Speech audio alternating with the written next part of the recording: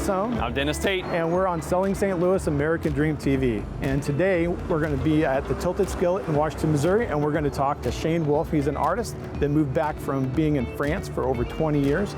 And we're going to be at one of my favorite restaurants. The Tilted Skillet. Yeah. Been here since 2016. Amazing food here in Washington. Let's go check it out.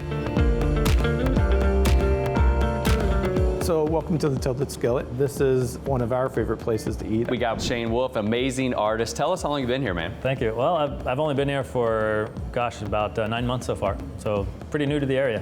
So what was it about this area that brought you? Well, as you know, I mean, my family and I, my wife Alicia and our 2 kids, we were in Paris for a long time. When we were coming, we left a giant city and we didn't want to come back to a giant city. You know, my wife's from St. Louis, I'm from Cincinnati originally.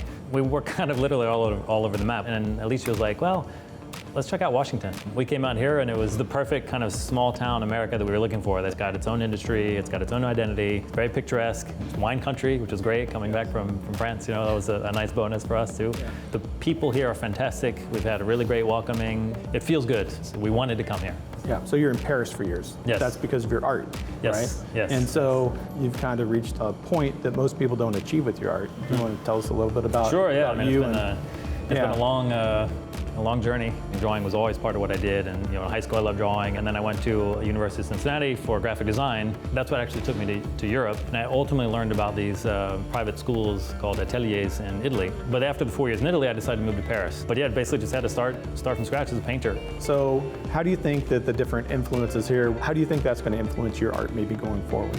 I can definitely see that the roots of nature and the power of nature, and I know that that's going to somehow influence, I can't say in what regard, if it's going to be just in terms of how I use color, or if it's going to be, am I finally going to integrate some sort of other element into my figure painting aside from just the nude figure.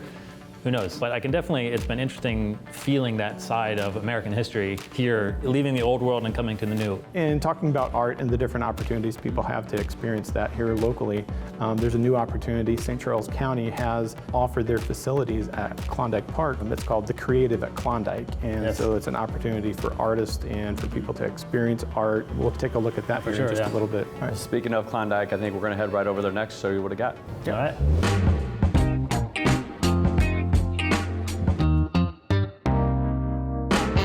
So we're at the Creative at Klondike now, and this is Terry Moore. Terry Hi. Moore is with the Four Rivers Arts Council. What can you tell us about the venue? This is a brand new art center for St. Charles County and for the area. We hope to have workshops, classes, gallery shows, Yeah. and we'd like to have a venue for regional artists like Shane to have their work up all the time.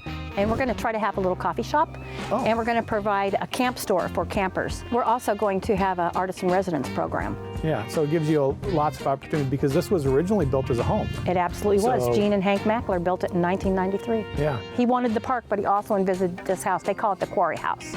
Okay. As a place where people could share creative thought.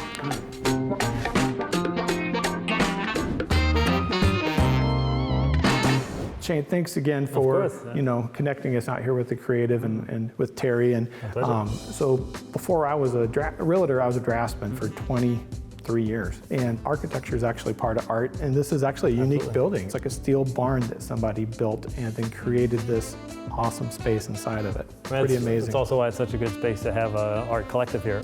Yeah. The space itself, it's not just a random building. It's actually a building with intent. So how did you come to know about the Creative over here in Klondike? Symbolically, the Creative is pretty important for me and for my family because getting in touch with the arts community is an important part of not only our social aspect but also our professional, having good people to bounce ideas off or exchange ideas. And it was just kind of one of those word of mouth things. Yeah. And it was really sweet, and everyone was very generous and was very welcoming. So for me, it was the first time that the arts community here locally sort of just opened their arms to us and said, well, welcome to our community. And it feels good. That's part of our transition back into the Midwest in the United States. So it's been very nice. From Brian Sohn, Dennis Tate, and Shane Wolf. thank you very much for joining us today on Selling St. Louis. We got to see some amazing opportunities to see and experience art and food. thanks for joining us this week. We'll see you next time.